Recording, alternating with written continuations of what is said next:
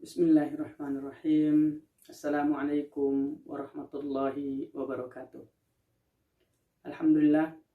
Alhamdulillahilladzi lahu ma fis samawati wa ma fil ardh wa lahul hamdu fil akhirah wa huwal ghaniyyul hamid al-mubdi'ul mu'id dzul arsyil majid ala kulli syai'in syahid.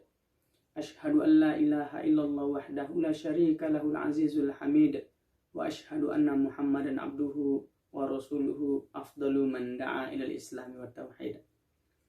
Bapak-bapak, ibu-ibu, saudara-saudara yang dirahmati oleh Allah Subhanahu wa taala, marilah di dalam bulan yang mulia ini kita bersama-sama memunajat syukur kehadirat Allah Subhanahu wa taala, karena Allah Subhanahu wa taala memberikan kesempatan kepada kita untuk bertemu dengan tamu agung, yakni bulan suci Ramadan. Dan sebagai bentuk rasa syukur kita kepada Allah Subhanahu wa taala, marilah kita bersama menjadikan momentum Ramadan ini untuk meningkatkan keimanan dan ketakwaan kita kepada Allah dengan memberikan kualitas ibadah terbaik kita persembahkan secara ikhlas kepada Allah Subhanahu wa taala.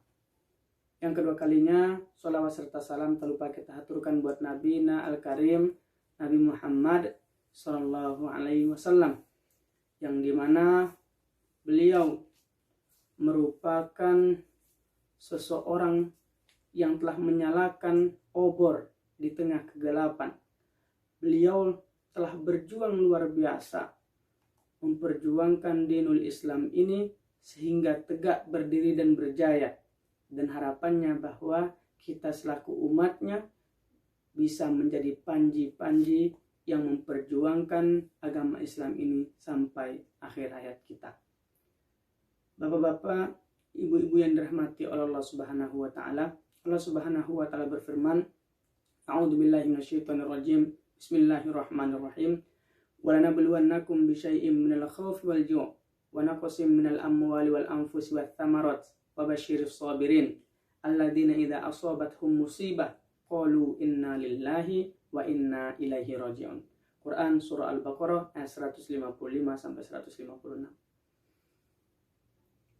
Allah Subhanahu wa taala berfirman, dan kami akan menguji kalian dengan sedikit ketakutan, kelaparan, kekurangan harta, jiwa, dan buah-buahan, dan sampaikanlah kabar gembira kepada mereka orang-orang yang sabar, yakni orang-orang yang apabila diberikan musibah oleh Allah Subhanahu wa taala, diberikan cobaan oleh Allah Subhanahu wa taala, mereka mengatakan inna lillahi wa inna ilaihi raji'un. Bapak-bapak, ibu-ibu yang dirahmati oleh Allah Subhanahu wa taala, kita telah mengetahui bahwa saat ini kita sedang diuji oleh Allah Subhanahu wa taala. Diberikan cobaan di tengah-tengah kita berupa hadirnya virus COVID-19, yang dimana baik dari sisi medis bahwa virus ini sangat berbahaya.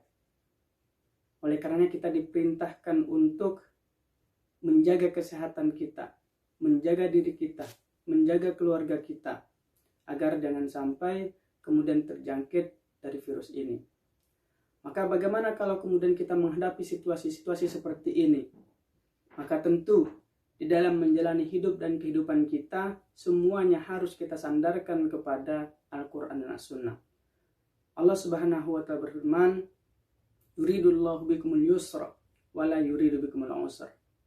Quran surah Al-Baqarah ayat 185. Dan Allah itu menginginkan kebaikan-kebaikan bagimu dan tidak menginginkan kesukaran bagimu. Maka kemudian berlandaskan ayat ini, para ulama kita menyampaikan kepada kita bagaimana, apa yang harus kita lakukan menghadapi situasi seperti ini. Maka baik pemerintah maupun ulama-ulama kita yang memberikan himbauan untuk bekerja dari rumah, belajar dari rumah, dan beribadah dari rumah. Bapak-bapak, ibu-ibu yang dirahmati oleh Allah Subhanahu wa taala, sebagaimana disampaikan oleh Rasulullah sallallahu alaihi wasallam dalam hadis beliau, anin Nabi sallallahu alaihi wasallam annahu qala idza sami'tum bit-ta'un bi ardin fala tadkhuluha wa idza waqa'a bi ardin wa antum biha fala takhruju minha. Rasulullah SAW bersabda, bila engkau mendengar wabah di suatu negeri, dan janganlah masuki negeri itu. Dan bila kemudian engkau berada pada negeri tersebut ketika wabah itu terjadi, maka janganlah keluar darinya. Kemudian disampaikan juga oleh beliau, la dororo wala diror. Dan janganlah kita kemudian berbuat sesuatu yang berbahaya dan membahayakan orang lain. Maka berlandaskan dari ini, kemudian jangan sampai kita membuat kerumunan-kerumunan, membuat perkumpulan-perkumpulan yang nanti hanya akan membuat virus ini menyebar lebih cepat. Maka marilah kita semua patuhi apa yang disampaikan oleh ulama-ulama kita untuk beribadah dari rumah, berjamaah di rumah, belajar dari rumah, dan bekerja dari rumah. Karena dengan sampai keteledoran kita, ketidakpatuhan kita membuat sesuatu kerusakan-kerusakan yang lebih besar, membuat sesuatu hal-hal yang berbahaya lebih besar. Kalau kemudian kita sering nongkrong di luar, keluar terus keluyuran dan sebagainya, yang nanti kemudian bahkan membuat virus ini semakin cepat menyebar, maka kaidah berdasarkan hadis tadi kemudian diturunkan berdasarkan kaidah fiqhiyah, darul mafasid muqaddam ala jalbil masalih. Menghindarkan kemudaratan lebih diutamakan daripada mendapatkan kebaikan. Makanya kita diperintah agar ibadah dari rumah.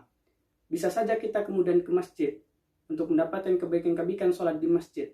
Tetapi di dalam kondisi pandemi seperti ini, mendapatkan kebaikan itu menjadi soal nomor 2. Yang diutamakan adalah menghindarkan kemudaratan. Kalau kemudian kita berangkat ke masjid, akan menimbulkan kemudaratan, karena virus ini yang tidak terkendali perkembangannya, penyebarannya cepat sekali, maka ulama kita sampaikan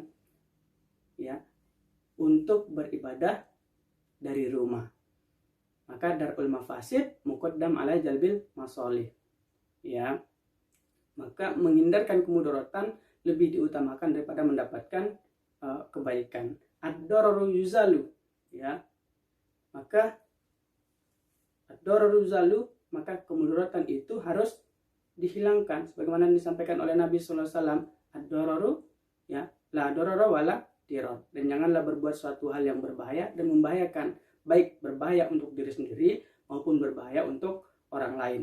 Maka bapak-bapak, ibu-ibu yang dirahmati oleh Allah Subhanahu wa taala, marilah kita bersama menuruti, mematuhi, menaati apa yang disampaikan oleh ulama-ulama kita, apa yang disampaikan oleh pemimpin-pemimpin kita untuk beribadah dari rumah, bekerja dari rumah, belajar dari rumah. Jangan sampai ketidakpatuhan kita justru membuat kemudaratan-kemudaratan yang lebih besar lagi. Maka marilah kita bersama berdoa kepada Allah di bulan yang berkah ini, karena salah satu orang yang doanya diijabah oleh Allah Subhanahu wa taala, yang paling cepat diijabah oleh Allah Subhanahu wa taala adalah doa orang yang berpuasa.